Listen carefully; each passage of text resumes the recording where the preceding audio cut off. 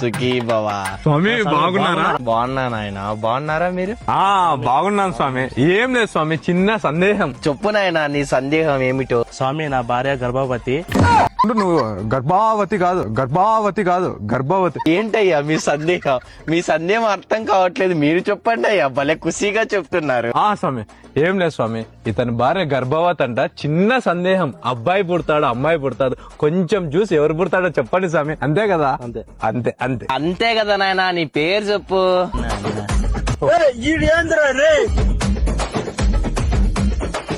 నాయన నీ ఖచ్చితంగా అబ్బాయి పుడతాడు నాయన. స్వామి థ్యాంక్ యూ స్వామి. పర్లేదు నాయన. నీ జన్మ ధన్యమైంది, మా వాడి జన్మ ధన్యమైంది. నేను చూస్తా నేను కొట్టబుద్ధి అవుతాను స్వామి. ఎందుకు నాయన?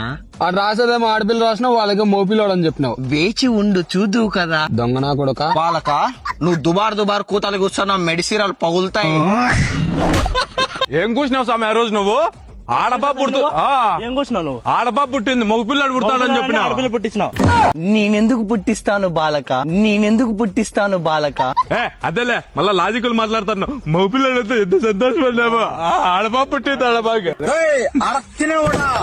అడుగుతుంటే మీ సాంబకం చూసే బదులు నువ్వన్నా చెప్పేది లేదారా? ఆయన నా శాస్త్రం ఎప్పుడు తప్పు కాదు నాయన, చూస్తా ఆగు. మా స్వామి చెప్పేదే వేదం.